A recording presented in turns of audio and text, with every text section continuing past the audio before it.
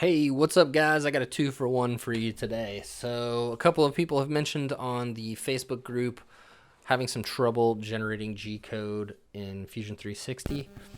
And I also saw a post about someone having trouble processing STLs or DXF files in Fusion for the AtFab furniture stuff. So, we're going to take a look at that stuff today, and I'm going to take you through the process of setting up your Maslow to cut AtFab furniture. So if you're not familiar with AtFab, this is AtFab here.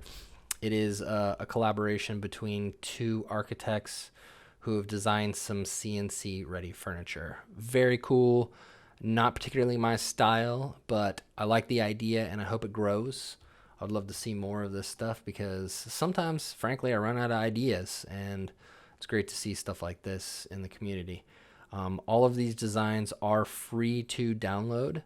I do not believe you are allowed to sell any of these. I haven't quite looked into that, but you can certainly download them and build them and use them in your own home or shop. So today we're going to focus on the rotational stools because I believe that was one of the issues that someone was having in the forums. So we're just going to navigate to the atfab.co website. Click on the rotational stool, get some nice renders here. I'm going to click on the download DIY, download here. When you click on download here, it's going to take you to this and have you fill out all of this stuff. I have already done that and downloaded it, so I'm just going to go ahead and skip that part. But you'll fill all this out, and then it'll have a button that says download your AtFab rotational stool design files. You'll click on that, save it to wherever you want to save it, and then move on to the next step. So now that we've got our files downloaded, right here, I've already taken those files out. If you open up the folder, you'll have a couple of DXF files in here and a macOS folder with some more DXF files. To my knowledge, DXF files for Mac and PC are the exact same. So I'm not exactly sure why they have a Mac and PC version in here, but maybe someone can help explain that. But if you open their website again and you go back to the rotational stool and you come down, you'll see all of the parameters for everything here. So you can buy an optional peg kit, which is what goes into these little holes here, or you can just use fasteners, whatever you want. It'll tell you the thickness of the material and how much of a 4x8 sheet it will use. So in this case, it uses a quarter of a 4x8 sheet in 3/4 inch. So now that we have our files, we're going to hop into Fusion real quick, and we'll go to create. Make sure you're on the top here. So make sure everything's topped. Maslow works top down, so that's your best bet. Go to create sketch, click on your canvas there, and then we're going to come up to insert DXF, click on your folder, navigate to where you saved your AtFab files. We're going to click on this AtFab STL 131126.dxf file, open that up, and when that pops up, you'll see this thing get centered here. Now, I believe that this little box around here is, I guess, an example of a 4x8 sheet of plywood.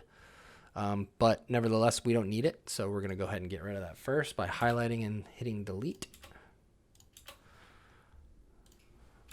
Okay, now we've got that taken care of. We can center this up here. We're still on the top level here. We're going to finish our sketch. And then we're going to click and hold shift and highlight all of these and go to our extrude. I'm using 3/4 inch, so I know my material is 19.1 millimeters thick. Click OK. Now we have our design here, and that's pretty much it in the design aspect of everything. Gonna center everything else, flatten everything up, and then we're gonna switch to our manufacturing area here. And I'm only going to show you guys how to do the contour part. I'm not going to worry about these holes right now, and I'm only going to do one of these just because there's no reason to keep the video really long just to show you guys how I process each one of these, because literally the process is the same for every single one. So First thing you want to do is create a setup. Some people might say you can just go right into your contour cuts and setting up your tool paths, but I still like to do a setup. So we're going to click on new setup. One of the things we're going to make sure is good is our z-axis. We want to make sure that's pointing towards you. Your y-axis should be pointing up towards the top of your material, and your right axis should be pointing right to the edge of your material. So we know that's good there.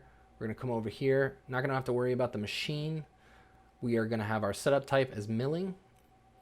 And the only other thing we need to worry about in this is to click this little nothing. And again, we're going to highlight all of these by clicking all of them. Don't have to hold shift in this particular instance. And that's just going to define where it's going to do its cutting. Last thing in here, we're going to come to this third tab right here where it says post process, and we're just going to label this. So we're going to call this stool 1. Hit OK. Now we're set up. It's time for us to do our first tool path. So I'm just going to set up one of these contour cuts. So we'll call that 2D contouring. We're going to come over here and select our tool. I'm using a 1/4 inch bit today as recommended by the website. We're going to come to milling. I'm using a flat end mill. Selecting 1/4 inch flat end mill. Hit select. Now you should have your little holder set up here. And we're going to come over here, and first thing we're going to do is disable our coolant, because we know we're not going to do any coolant.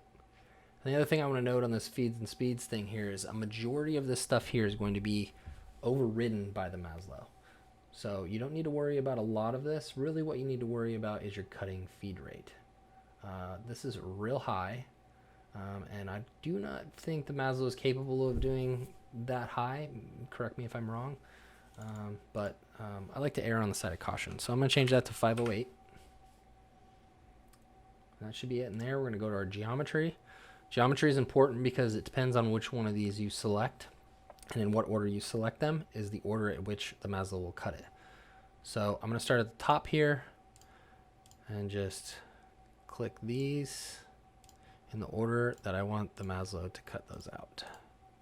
And it's important that you select those in order so that you don't have to add more cut time to it. If you were to select one up here and then come down here and select this one and then come up here and select this one, the Maslow would start cutting here and then come down here and cut and then come up here, and you get a lot of traveling salesmen of the bit, and that's going to create issues for you down the road. So the other thing we need to worry about here in the geometry tab is our tabs. So we know these are going to be cut out, so we need to put tabs for them. Mine is defaulted at points, but yours may be defaulted by distance. If I put it at distance and zoom in here, you'll see that it just puts a whole ton of tabs on here. There's no way you need this many tabs for these pieces. So I'm pretty confident that I can do this with 4 or 5 tabs on each of these. But today I'm just going to set up one. So I'm going to go back to points. And we're just going to throw a couple points in the stress marks here, in the stress areas here. So I'll put one there. We'll do one there. And we'll do one there and there. So 5. So 5 tabs should be good. So in this case, if you were processing this to cut right now, you'd go ahead and put tabs on all these other pieces here. But today I'm just going to show you on one, just to keep it simple and keep the video short. And you want to just make sure that your tab heights are good, your tab widths are good. I'm going to set this one to 8. And I'm going to set this one to 3, just to give that a little bit higher. And I'll show you why I do that in just one moment. And we'll make sure that we have 6 points selected. Yes, yes, yes. Yes, 6. So we have 6 in here, not 5, as I said, sorry. And you could probably do this with 5. It's really just up to you. Obviously, the more tabs you have, the more secure your workpiece is. So, figure out what works for you and go with that. So we're going to come over here to heights. And we're going to zoom out here. And we're just going to switch this to the front here. We'll flip that over. And we'll come look at our heights here. Now, most of mine are set to defaults, or set as my own defaults that I've already set. So yours isn't probably going to look like that. This bottom height might be way down here. But if I zoom in here, you can see that the bottom height is just below the actual surface of the bottom. And that's because I've added a negative 0.5 millimeter offset on there. And the reason for that is that lately, before I had switched to Z-axis, I was using just like the regular Z-axis from the old Maslow. And it's not perfect, so I would just add a little bit of extra in there to make sure that it's really getting through all the material. So the other thing we can change here is we'll just change this retract height a little bit, and stock top go a little bit down. Keep those in the 3s. That'll avoid any major errors or anything like that.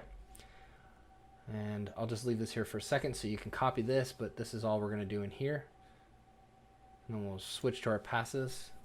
Passes are important. It's going to tell the machine how much material to take out per pass. We know that our machine is not capable of doing 3/4 inches in one pass, so we got to break that up into several. So you're going to come down here and select multiple passes. Make sure that's checked if it's not. We'll take this roughing final off, and we'll take this order by islands off. The only one you need to make sure is checked is this preserve order, and that'll make sure that it maintains the order that you selected in the geometry tab. The other thing we need to make sure is right is that your sideways compensation is set up for right conventional milling. And then all we're going to do is come down here and change these maximum roughing passes. So I'm going to change mine to 8 millimeters. It might be a little too much, but I think mine can handle it. So I'm going to do it at 8 millimeters. And I think that's it in there. So we're going to switch over to linking. We're going to get rid of these lead-ins and lead-outs because we don't use lead-ins and lead-outs. You can use a lead-in if you want. I don't use it because if I say plan on cutting something on the edge of my material, if my lead-in is off the edge of my material, then my sled is off the edge of material. So I don't use a lead-in, and it just starts where it needs to start cutting, and it doesn't have this big ramping in to get to where it's got to cut. So we took that off. Safe distance looks good. Everything looks fine here. The only other thing you want to have checked here is keep tool down. That's going to make the bit plunge, do its path, plunge again, do its path, plunge again, do its path until it gets through all the material, rather than retracting every time to a safe height and then replunging. That'll just cut down on some of your cut time. So I think everything's good there. We're going to hit OK. And that should process everything. And as you can see, according to this, it's going to get through all the material in 3 passes, 1, 2, and 3, which is great. Like I said, might be too much, but I think we'll be okay. And if we come up here, we can see our tabs there, and everything looks good with that. We do have some retraction warnings. You can see these little yellow lines here, but that's going to be fine. There's no reason to worry about any of that stuff. So you really only want to worry about it if it's red, and then you really need to look into it. If this is just a warning saying, hey, if your tool is longer than what you're saying it is, we might drill through your material as we pass from one piece to the other. In this case, we know that's not going to happen. So we're just going to switch this back to our top part and zoom out. Make sure everything is good. Everything looks good to me. And then from this step, what you would do is then do your operation for your little holes here. That could be a drilling operation. It could be a pocket operation. I'm not exactly sure how big these holes are. I haven't looked into it. So I'm not going to do that cut path today. But it's the same process as what we just went through, just a different name. So at this point, we're ready to go. We're going to go ahead and export this for Gcode and get it ready to cut on the Maslow. So we'll just de-highlight all of this by clicking on the white here somewhere. We're going to come to Actions, Post-Process. Really quickly, I want to talk about the difference between Gerbil and the Maslow post. I noticed on the forums that a couple people were stating that if you wanted to generate Gcode from Fusion 360, you had to have the Maslow post. This is not true. You can use the Gerbil or the GRBL post in Fusion. It's perfectly fine. Never had any problems with it. But if you prefer to use the Maslow one, then you definitely should. I don't know exactly all of the things of the benefits or the pros and cons, but I have heard that the files that the post generation from the Maslow post are a little heavier, and they can make ground control lag a little. So I haven't had any issues with this one, so if it ain't broke, don't fix it. And we're just going to use this Gerbil one today. Plus it's built in, so you don't have to change anything or make any setting changes. Just note down here that it does say stool 1. Remember we changed that in our first step when we did our setup. And we're just going to make sure this is set up for the right folder. Yep, I do want to save this in my desktop. I'm just going to go ahead and hit post. It's going to ask me to save again. And I've already done this once before, so I'm just going to replace that. Say yes. And in my case, it's going to open up this little editing, what is this? Visual Studio Code.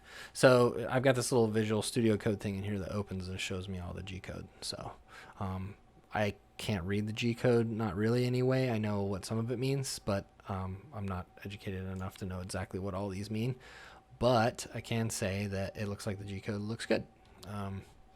If it was real short, I'd be kind of worried. Anyway, close that, and we'll get out of Fusion. And last thing we're going to do is open this in ground control. Now, I understand some of you use Makerverse. Makerverse, to my understanding, is quite similar to ground control. In some ways, it's a lot better.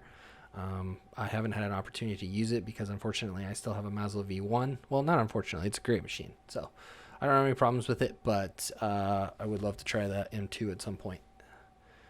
We're going to open ground control here. And wait for that to load up here. And this is an old one, but same idea. But once you open it up, yours will probably just be white and blank. Just go up to your actions, open file, navigate to where you saved it, and click on that, and that should open up the design here. If you zoom in here, you can see these cuts here. These are plunges. The green ones are tabs. And if everything looks good, you can just go ahead and hit this green start button, and your Maslow will start cutting. Now, I have also heard of some people having some issues figuring out how to move their design around their 4x8, and that's really easy. All you do is use these manual controls here to move your Z-axis to wherever you want. Now, I'm not in my shop right now, so I don't have it hooked to the Maslow, so it's not going to respond. But you would just click these little guys. This little red thing will move over, and once you get it to where you want it to be, you just click on this Define Home, and it'll scooch your design all the way over and line it up with this red piece here. So that's how you can kind of move it around. This is particularly great if you've got like maybe a small piece of wood that you want to cut something out of, but you don't want to fill this space on top of your spoil board. You can just screw a little piece down here and then chop right into it. So that'll be it for the video. I hope this all made sense to everyone. If anyone's got any questions or anything, they can post those in the comments, and I will try and get to answering those as soon as I can. Also, if you know me from the CNC forums, feel free to reach out. I love helping people. That's almost 100% the reason why I opened this YouTube channel in the first place, just to kind of help people through the process. I had a lot of people help me when I was first starting out, and it was very awesome. So I'm just kind of trying to pass that down and help everyone out with everything else. So like I said, if you have any questions, or if you've got, better yet, if you've got ideas for videos, because I'm not great at coming up with those, shoot them my way, because I would love to make more videos and get as much content on here as I can for everybody. Have a nice resource for everybody to look stuff up. So any questions or anything, let me know. Thanks, guys.